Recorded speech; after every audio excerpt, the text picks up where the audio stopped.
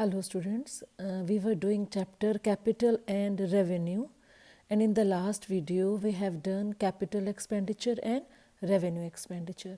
So in this video we will study about capital receipts and revenue receipts.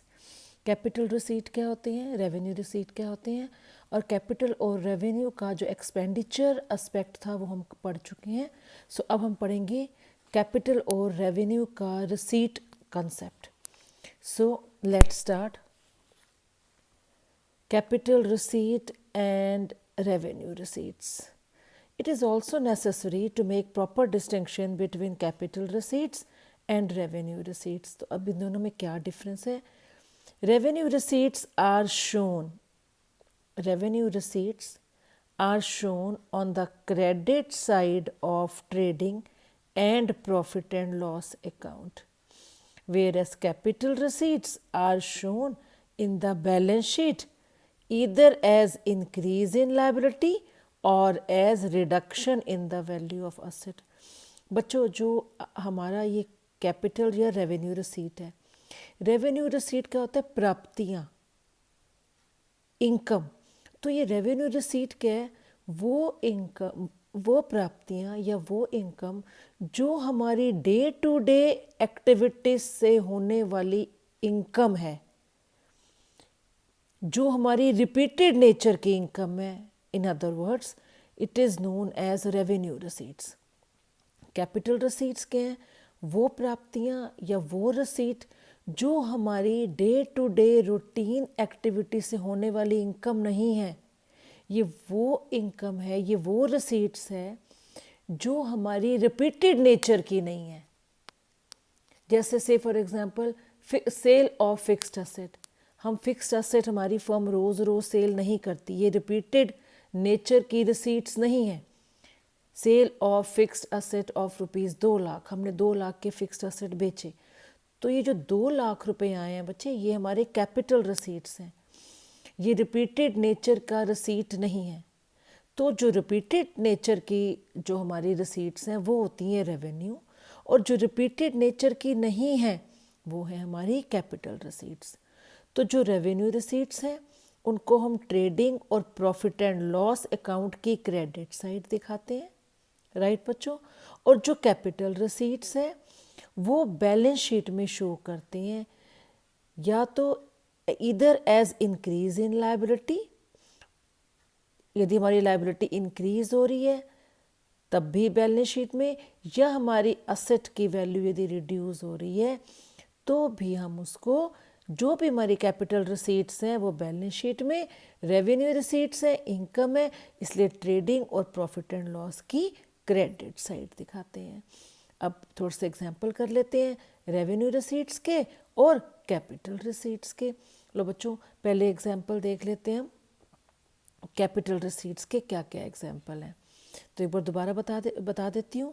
Capital receipt क्या होता है? वो receipts या वो इनकम या वो प्राप्तियाँ जो हमारी डे टू डे एक्टिविटीज से होने वाली इनकम का पार्ट नहीं है.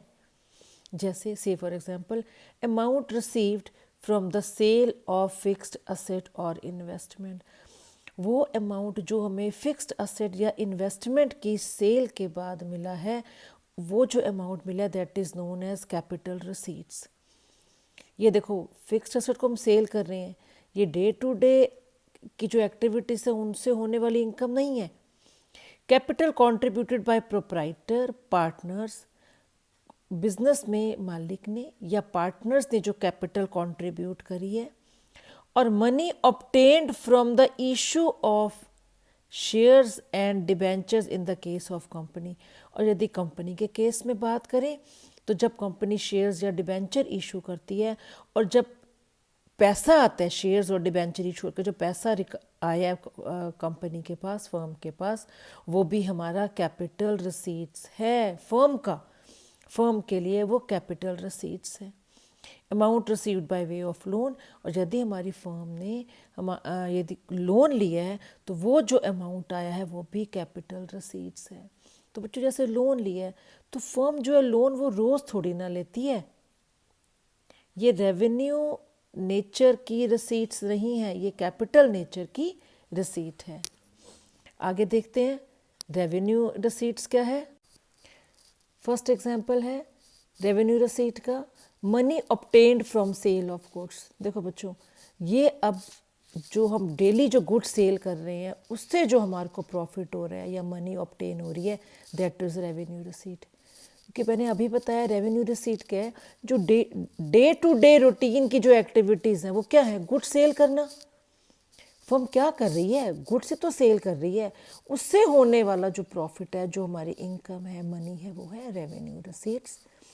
Commission and fees received for services rendered, यहाँ पे गुड्स की बात हो रही है, यहाँ पे सर्विसेज की।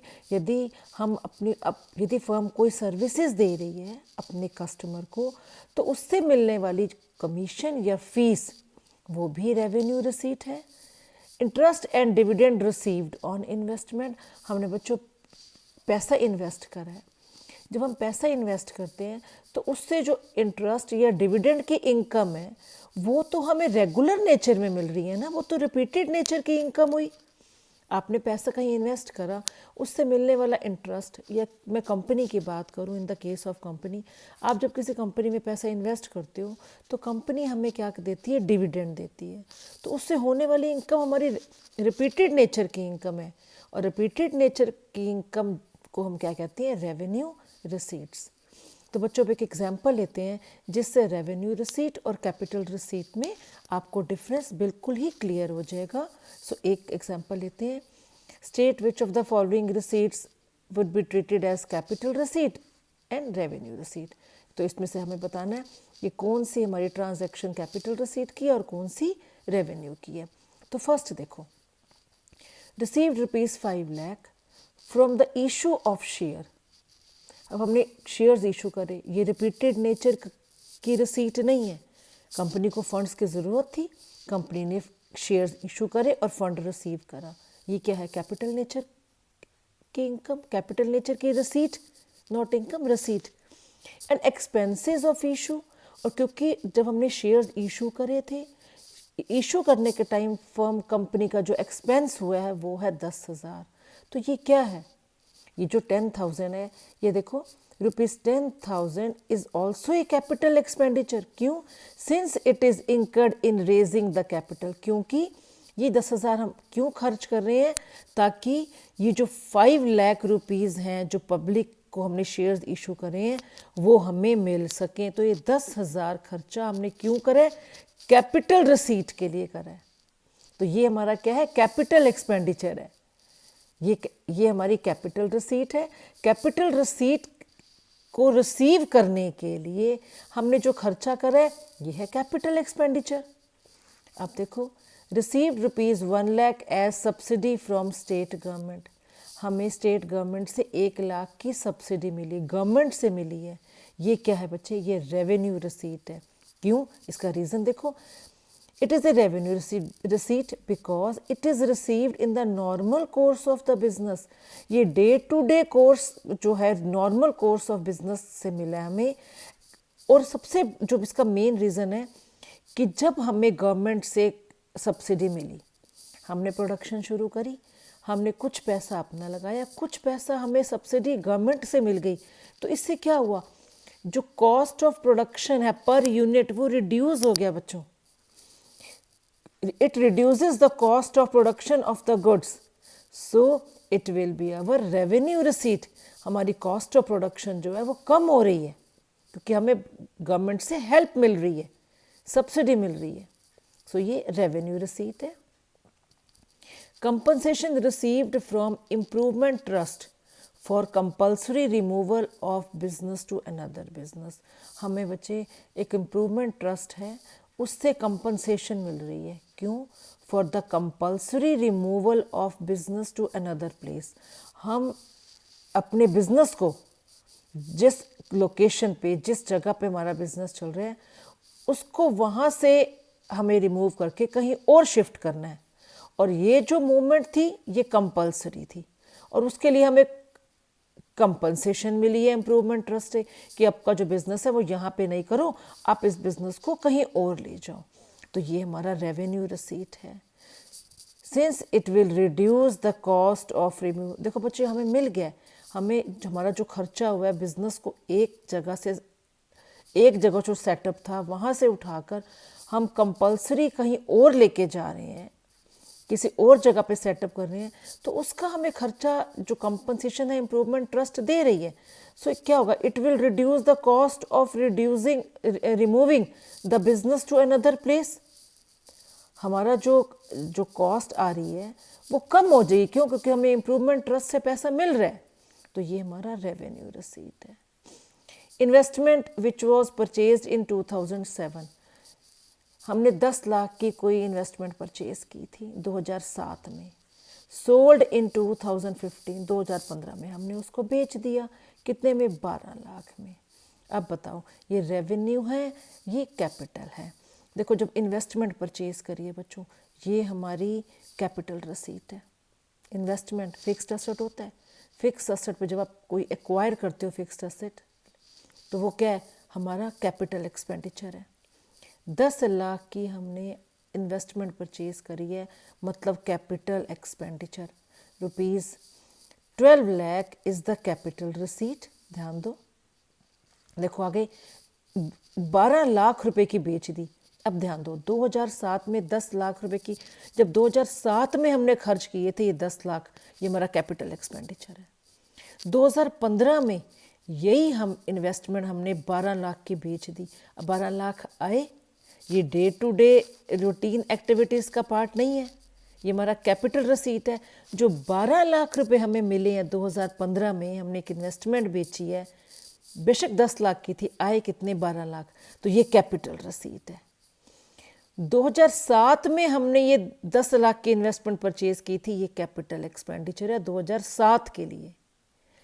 अब 10 लाख वाली 12 लाख में हमने बेच दी, 12 लाख रुपए आए, कैपिटल रसीट।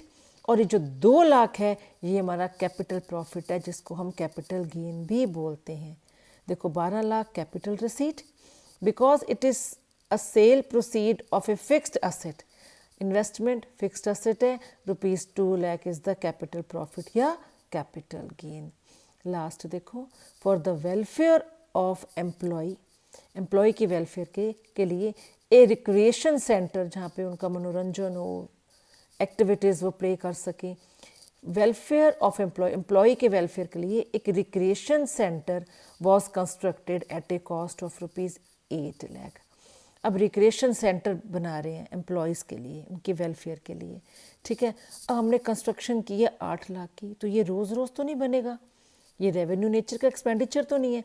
ये 8 लाख बच्चों हमारा कैपिटल एक्सपेंडिचर है। देखो 8 lakh is the capital expenditure.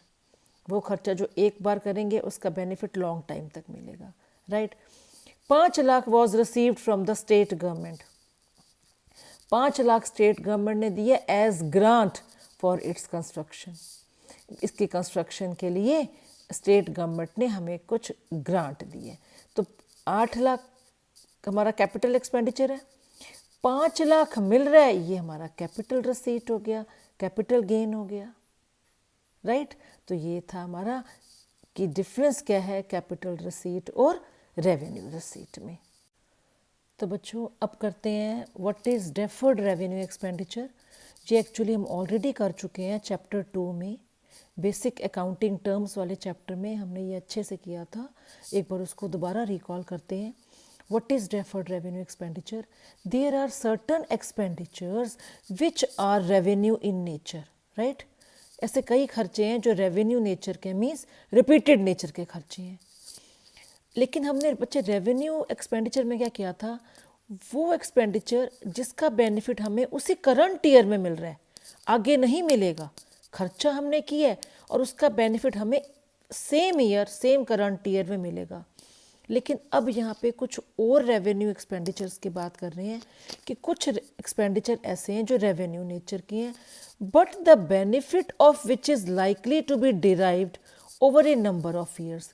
देखो बच्चों, है भी रेवेन्यू एक्सपेंडिचर, लेकिन उसका जो बेनिफिट है हमें नंबर ऑफ ईयर्स तक मिलता रहेगा, और वही खर्चों को हम बोलते हैं डेफर्ड रेवेन्यू एक्सपेंडिचर। दोबारा सुन लो, रेवेन्यू एक्सपेंडिचर क्या होते हैं? वो एक्सपेंडिचर जो रूटीन नेचर के हैं और उसका बेनिफिट हमें सिर्फ करंट ईयर में ही मिलता है। लेकिन डेफर्ड रेवेन्यू एक्सपेंडिचर क्या है बच्चों? वो एक्सपेंडिचर जो रेवेन्यू नेचर का है लेकिन उसका जो बेनिफिट है नंबर ऑफ ईयर्स तक फर्म को मिलता रहेगा, and such expenditures are termed as deferred revenue expenditure. The benefit of such an expenditure generally lasts from 3 to 7 years. 3 से 7 साल तक, मिनिमम 3 मैक्सिमम 7 साल तक उस रेवेन्यू एक्सपेंडिचर का जो बेनिफिट है फर्म को मिलता रहेगा। As such the whole of such expenditure is not debited to profit and loss account of the current year. ध्यान रखो बच्चों, द होल ऑफ जो एंटायर एक्सपेंडिचर फर्म ने करा है, सारा का सारा खर्चा करंट ईयर के प्रॉफिट एंड लॉस अकाउंट में डेबिट नहीं करेंगे, but spread over the years, ये ध्यान रखना, but spread over the years for which the benefit is likely to last. जबकि क्या होगा बच्चों, इसका जो बेनिफिट है वो डिवाइड हो जाएगा जितने हमारे ईयर्स हैं उस हिसाब से। Thus only a part of such expenditure का कुछ पार्ट ही करंट ईयर के प्रॉफिट एंड लॉस अकाउंट में जाकर डेबिट हो जाएगा, and the unwritten off portion, और वो पार्ट एक्सपेंडिचर का वो पार्ट जो प्रॉफिट एंड लॉस की डेबिट साइड नहीं लिखा हमने, and the unwritten off portion is allowed to stand asset side of the balance sheet, और बाकी अमाउंट बैलेंस शीट की असेट साइड में लिखा जाएगा। अब एक एग्जांपल ले लेते हैं बच्चों, देखो, a firm spent huge amount of ₹2 lakh on advertising to introduce a new product in the market. Firm ने क्या करा, मार्केट में एक नया प्रोडक्ट लॉन्च करने के लिए 2 लाख रुपए एडवर्टीजमेंट पे खर्च करे। नए प्रोडक्ट को इंट्रोड्यूस करना था, 2 लाख रुपए एडवर्टीजमेंट पे खर्च करे। अब एडवर्टीजमेंट के बच्चों रेवेन्यू एक्सपेंडिचर है, राइट। अब ये जो एक्सपेंडिचर है ये 4 साल तक लिखा ना, 3 to 7 ईयर्स तक बेनिफिट देगा। तो इसमें जो इस एग्जांपल के according, and it is estimated that it's benefit will last for 4 years, कि इसका बेनिफिट 4 साल तक मिलने वाला है। मीन्स 4 साल तक फर्म को, कंपनी को ऐड करने की, एडवर्टीजमेंट करने की नीड नहीं है। तो अब बच्चों देखो, ये 2 लाख रेवेन्यू एक्सपेंडिचर है। आप बोलोगे मैडम रेवेन्यू एक्सपेंडिचर है तो इसको प्रॉफिट एंड लॉस अकाउंट में जाकर डेबिट करेंगे। बिल्कुल सही, डेबिट करेंगे, लेकिन पूरा 2 लाख नहीं, ये 2 लाख खर्चा 4 साल का है बच्चे। तो 1 साल का कितना हो गया, 50,000। तो हम करंट ईयर के प्रॉफिट एंड लॉस अकाउंट में, याद रखो मैं क्या बोल रही हूँ, हम करंट ईयर जो चल रहा है उसके प्रॉफिट एंड लॉस अकाउंट में 50,000 डेबिट कर देंगे। फिर अगला साल आएगा, firm profit and loss account बनाएगी, फिर 50,000 डेबिट कर देगी। थर्ड ईयर में फिर प्रॉफिट एंड लॉस अकाउंट बनाएगी, फिर हम 50,000 डेबिट कर देंगे। फोर्थ ईयर में फिर firm profit and loss account बनाएगी, फिर हम 50,000 ऐड कर देंगे। तो कहने का मतलब ये 2 लाख रुपए जो रेवेन्यू एक्सपेंडिचर है, ये पूरा 2 का 2 लाख करंट ईयर के प्रॉफिट एंड लॉस अकाउंट में डेबिट ना करके इसको हम नंबर ऑफ ईयर से डिवाइड करेंगे। ये आ जाएगा पर ईयर का एक्सपेंडिचर 50,000। मतलब हर साल प्रॉफिट एंड लॉस में 50, 50, 50, 50 आप डेबिट करोगे। तो हमारी जर्नल एंट्री क्या बनी, profit and loss account debit to advertisement account 50,000, 50,000। तो 1/4 जो है 2 लाख डिवाइडेड बाय 4, 1/4 पार्ट हम हर साल के प्रॉफिट एंड लॉस अकाउंट में डेबिट कर देंगे। 50,000 will be debited to profit and loss account of the current year. Each year हम प्रॉफिट एंड लॉस में 50,000 डाल देंगे। मान लो ये फर्स्ट ईयर है, 50,000 डेबिट कर दिए प्रॉफिट एंड लॉस में, और जो अमाउंट हमने प्रॉफिट एंड लॉस में डाल दिया ओके, जो नहीं डाला मतलब 1.5 लाख, वो कहाँ जाएगा, and the balance will be treated as an asset. तो इसको हम असेट साइड बैलेंस शीट में शो करेंगे। 50,000 प्रॉफिट एंड लॉस में आ गए, 1.5 लाख कहाँ पे आ गए, हमारे asset side. As such, the amount shown on the asset side will be 1.5 lakh in the first year. Second year में क्या होगा, 1.5 लाख आ गए, 1.5 लाख में से 50,000 फिर प्रॉफिट एंड लॉस अकाउंट में चले जाएंगे, और 1 लाख कहाँ चले जाएंगे? 1 लाख बैलेंस शीट में शो करेंगे। थर्ड ईयर 1 लाख में से 50,000 कहाँ चले जाएंगे? प्रॉफिट एंड लॉस अकाउंट में, और बाकी के 50,000 थर्ड ईयर में। तो जो अमाउंट आप डालते जा रहे हो प्रॉफिट एंड लॉस अकाउंट में, और जो बैलेंस अमाउंट बच जाता है, वो हम बच्चों कहाँ लिखते जाएंगे? बैलेंस शीट के असेट साइड में। तो ये था हमारा डेफर्ड रेवेन्यू एक्सपेंडिचर, वो एक्सपेंडिचर जो रेवेन्यू नेचर का है, और रेवेन्यू नेचर का होने के बावजूद भी उसका बेनिफिट हमें 3 से 7 साल तक मिलता रहेगा। So this is our deferred revenue expenditure.